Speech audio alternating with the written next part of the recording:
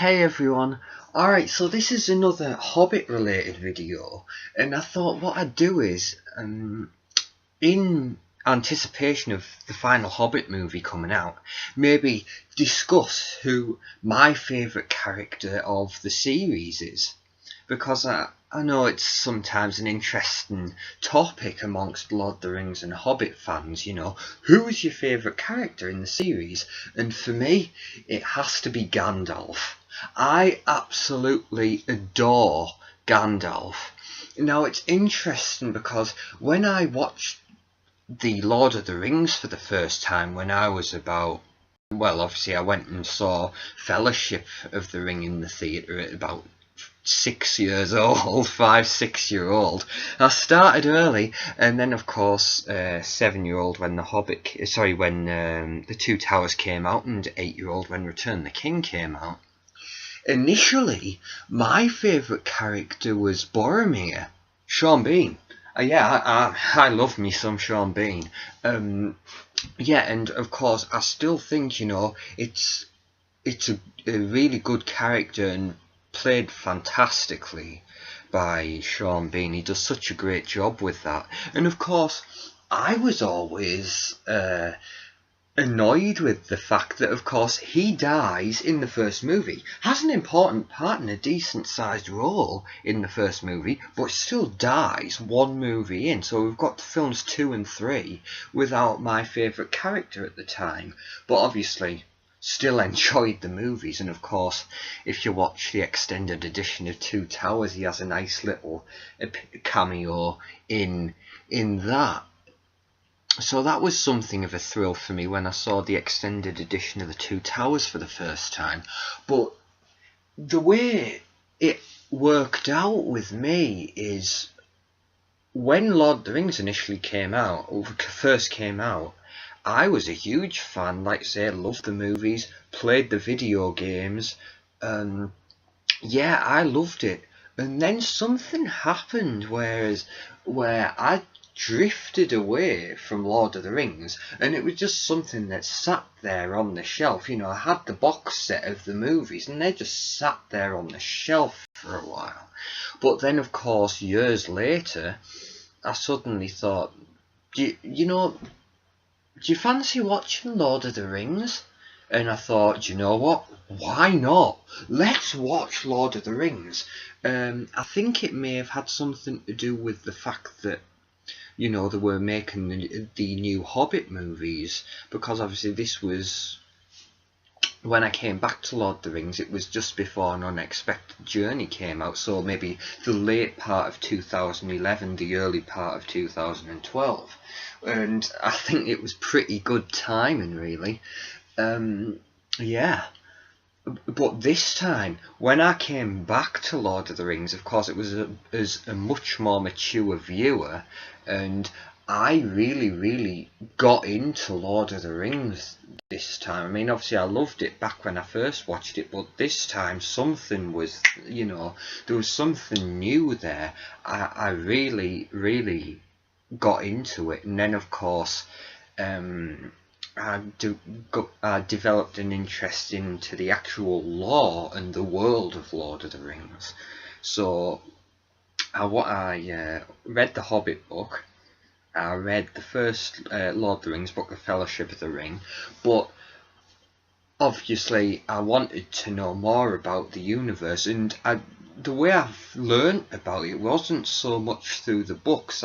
It was more through using the Tolkien Gateway, and the Lord of the Rings wiki, going on there and looking at specific things like the character profiles and the documentations of events. But coming back to Lord of the Rings for this second time as a much more mature viewer, obviously still loved all the characters, they are very well written and very well portrayed, but this time it was really Gandalf that was jumping out at me. And obviously Ian McKellen or Sir Ian McKellen, whichever you prefer, is spectacular in that role. We all I firmly believe that the casting in these movies has been as solid as it could be. You couldn't have anyone else playing these roles. But I think Ian McKellen is the prime example. No one else could be Gandalf other than Ian McKellen. Then, of course, you learn that he wasn't initially first choice for the role, you know, like they offered it to Sean Connery, for example. It wouldn't have, you know, Sean Connery is a badass, he really is. He's cool, but he couldn't have played Gandalf. Yeah, no one else. And the way that was something that shocked me when came to make the Hobbit movies. You know, the fact that there was some debate as to whether Ian McKellen was actually going to return as Gandalf. It would have been a disaster if he didn't. Yeah, because he really, you know, he crosses that line. He doesn't just play Gandalf, he is Gandalf, in the way that Kurt Russell is Snake Plissken. Ian McKellen is Gandalf. It's as simple as that. But yeah, he really has become my favourite character, and that's through Lord of the Rings and also in The Hobbit as well. He's my favourite character in The Hobbit too. Like, when it came to these Hobbit movies being made, and we found that there was going to be additional stuff added in from the appendices, you know, and we were going to find out what happens with Gandalf when he goes off on, when he leaves the group and goes off on his own journey. That was what I was most looking forward to. Yeah, I was one of the people going into this movie. I didn't really care so much about the Bilbo and the Dwarf story with the dragon. I was going in there to see what happened with Gandalf and the White Council and Dol Guldur. They have been my favourite parts of the movies. Genuinely, they really have. Yeah, because it's just so interesting. Because learning about Gandalf and what he really is was so interesting. You know, the fact that he's not a human being, he's an immortal, he's a spirit in human form, and learning about the 5 wizards or the 5 Eastery, whichever you prefer, absolutely, you know, amazing stuff. And to learn as well, because of course when I watched this at like 6, 7, 8-year-old, I didn't appreciate what wizards in the Tolkien universe were. You know, like, it's easy to think that they're wizards in the same way that the wizards in Harry Potter are, but they're not. These guys are so much more. Like you say, the fact that they are spirits in human form, it's, you know. But Christopher Lee pointed out that it's an easy mistake to make when you watch the movies, to think that these are, you know, human beings, but they're not. They're not. Yeah, learning about the 5 wizards was really interesting. I think it's probably my favourite topic of the whole Middle-earth lore, like the arrival of the wizards to Middle-earth. Yeah, and of course that's another reason you've got to love Gandalf. Of all the 5 wizards, you know, Saruman, Radagast, Gandalf, Alatar and Palandor, Gandalf is the only one who does his job properly. And I've said this a number of times, you know. Obviously Saruman fails dramatically, he turns evil. Obviously Radagast, he loses interest in humans and becomes infatuated with the wildlife and the nature of Middle-earth. And the 2 blue wizards go AWOL, and so it's just left to Gandalf, you know, he's just turns into a one-man army. Yeah, effectively, he's John McClane, he's Jack Bauer Gandalf is the Jack Bauer of the Middle-earth universe. He really is. Yeah, he's certainly as tough as Jack Bauer. The amount of punishment he goes through in these... Gandalf, Ian McKellen really goes through it in these movies. Yeah, he really, really does. But no, you've got to love Gandalf. He's absolutely fantastic.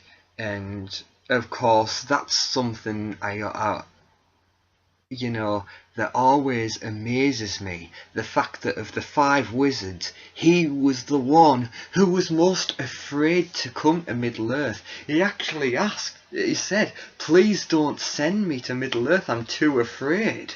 And then the powers that be said, you know, well, that's all the more reason to go. And yeah, he was the most afraid to go, but he was the only one of the five who did his job properly. It's it's really he's really something special, Gandalf. Yeah, and obviously Galadriel realizes this because, of course, when you look into the lore of Middle Earth, you find that she thought he should have been the head of the Wizards Council and the head of the White Council also, and you know, Círdan, the shipwright, he must have felt this as well because, of course, he entrusts Gandalf with one of the three Elven Rings of Power. Yeah, it's fascinating stuff, it really is.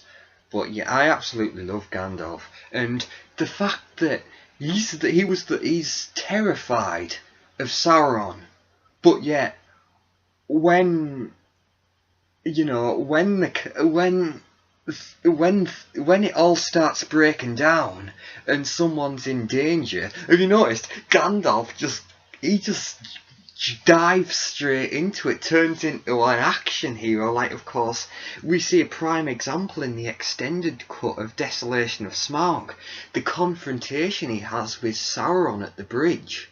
You know, he's trying to get Thrain out of there. He's trying to get Thrain out of Dol Guldur, and then obviously runs into Sauron. The look on Gandalf's face is pure terror, but then he realises Thrain's terrified as well, you know, so puts his arm around Thrain effectively, you know, stay behind me, and he's stands off with Sauron there and then.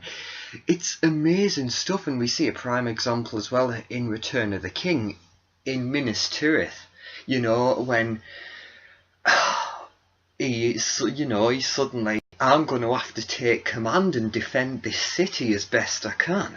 And when he throws himself in harm's way to defend Pippin in front of those group of orcs, he just dives straight in there. And you've got to love him for that. And again, it's something that makes me admire him so much when you remember that he was the one who was the most afraid. And I like the way they touch on that in the first Hobbit movie, you know, when he says to Galadriel, you know, perhaps it's because I'm afraid. It was a nice little character moment, that. Yeah, it's, like I say, really fascinating stuff. And of course, when he finally becomes Gandalf the White, you know, you realise that the Wizard's Order is in good hands then. Or what Wizard's Order? Because, like I say, by that point, Gandalf was the only proper wizard left. The other four had abandoned their duties, and Gandalf was just left on his own. Or, looks as though I'm going to have to defend Middle-earth on my own. Well, of course, Elrond and Galadriel were always there to help, and of course, the Fellowship, you know. Aragorn very much became Gandalf's right-hand man. You know, yeah, he effectively becomes Gandalf's best friend, really. Yeah, but you know, it's and that's also, perhaps it's not surprising because they always said that of the Maya, you know, these spirits who entered Middle-earth in physical form, Gandalf was the wisest and most powerful, and of course it's demonstrated by the fact that he's the only one who stays true to his mission. And yeah, how could you not love him for that? And you know, he is a popular character, and deservedly so. And fine, you know, like I say, it's well deserved when he comes back as Gandalf the White and takes his rightful place as the head of the Wizard's Order. Um, yeah, because that's another thing as well. Complete opposite to Saruman. He really is. Because, like I say, Gandalf, he's ready and willing to get his hands dirty, even though he's terrified. He'd happily get involved and get his hands dirty. Saruman, no chance. No, he's just gonna stay in Orthanc. Yeah, I'll stay here in my tower, good buddy. You're doing great. Well, yeah. Although he doesn't mind criticising Gandalf, as we've seen in the first Hobbit movie, you know. Oh no, I won't get my hands dirty, but I'll happily criticise you when you do, even though you're trying and I'm not. Even though you're doing your job properly and I'm not. I'm still going to criticise you. But of course we know the backstory between Saruman and Gandalf. Even, you know, before they came to Middle-earth, Saruman hated Gandalf. He was very envious of him. And obviously that escalated even further when Gandalf was given the honour of being a bearer of a ring of power. Yeah. But of course, like we say, Galadriel realised this from the word go. She knew that it was the wrong choice appointing Saruman the head of the Order, and the same as the head of the White Council as well. It should have been Gandalf. Yeah. But yeah, but some of the things that Gandalf has done in his time are absolutely amazing. Of course, sacrificing himself at the bridge in Moria, at the bridge of Khazad-dûm in Moria, when he saved the Fellowship and fought the Balrog. You know, that's an amazing moment. And you know. Like we saw in The Hobbit, you know, just went in on his own to Dol Guldur. Yeah, went alone, just marched straight in there. You know, you've got to admire him. Because, like I say, he's terrified, but he doesn't show it. Yeah, you know what, like you said, it's undoubtedly a trap, but I'm just going to march straight in there. Yeah. And then he says to Radagast, on no account coming after me. That is amazing. Yeah. No, Gandalf is the man. He really is. And then, of course, taking command of Minas Tirith in Return of the King. You know, what a guy. But honestly, you couldn't ask for any better, could you? You know, it was a great decision sending Gandalf to Middle-earth. And yeah, the other 4 wizards may have abandoned their duties, but guess what? We didn't need them anyway, because we had Gandalf. Gandalf's all you need. But yeah, I am so looking forward to the Battle of the 5 Armies, because, like I say, Gandalf has so much to do in that movie, because of course he's got to escape from Dol Guldur, and obviously, don't worry, Radagast, Elrond and Galadriel and Saruman are coming to save him, so that'll be fine. So we'll have the Battle of Dol Guldur, and then following that, Gandalf's got to get on a horse and ride full blast to Erebor to warn everyone there of the army of orcs and wargs that are headed their way. No sooner does he get there, the full battle breaks out. So Gandalf is going to have so much to do in this next movie, and I am looking I'm so looking forward to seeing it. Yeah, it's like I say, all the stuff with Gandalf and the Dol Guldur stuff, the stuff surrounding the Necromancer has been the highlight of this trilogy. And that's one of the great things about the extended cut of The Desolation of Smaug. Ian McKellen has so much more to do in that movie, because that's the thing about the theatrical cut. Excuse me, can't speak. That's the thing with the theatrical cut of The Desolation of Smaug. We don't see enough of Gandalf in that movie.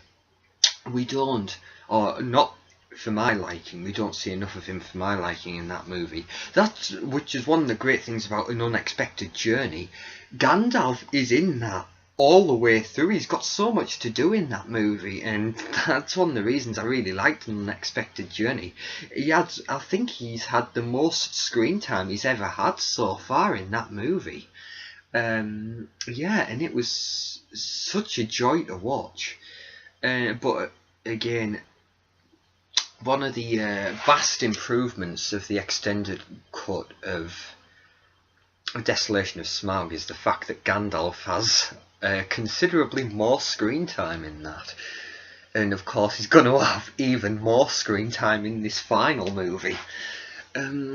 Yeah, so that pretty much brings this to a close.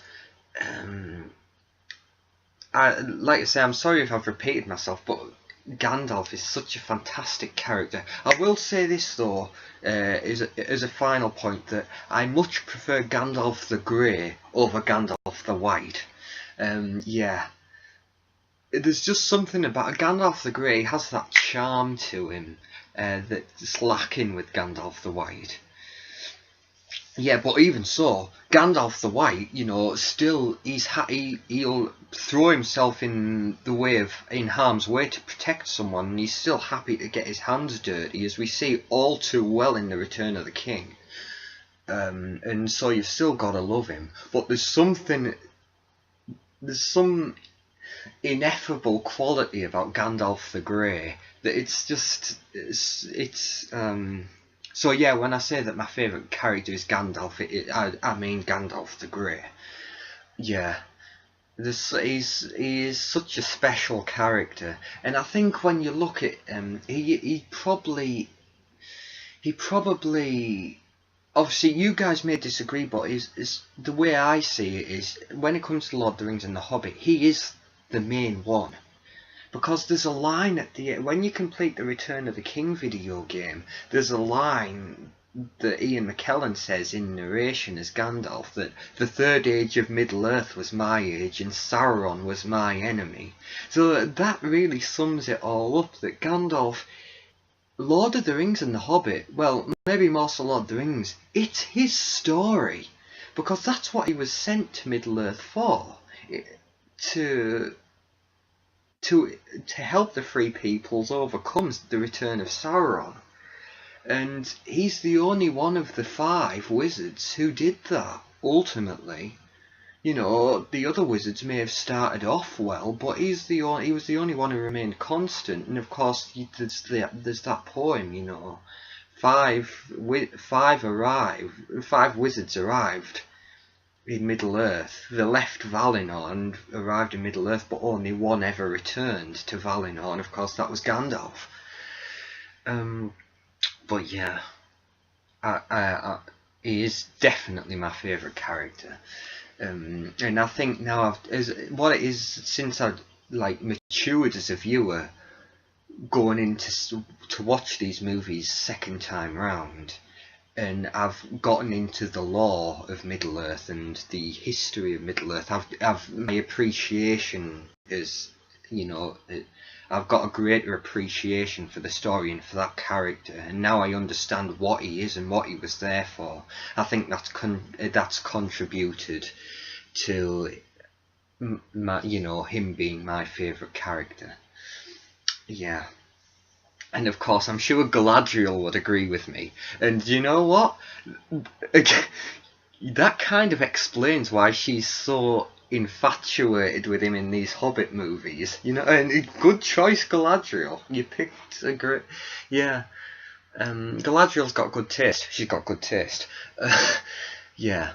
She's very wise. She's very wise. Well, you guys don't need me to tell you that. She's probably the wisest being in Middle-earth. Next to Gandalf, of course. Yeah.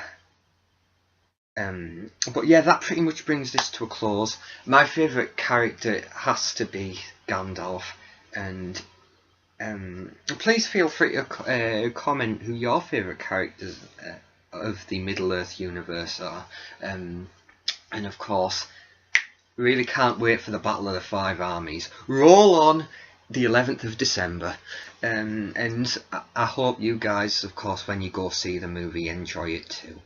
So that pretty much wraps this up, and thank you all for for watching and for bearing with me, and I hope you guys enjoy going to see the Battle of the Five Armies when it hits theatres, and I'll see you all next time. Thank you, everyone.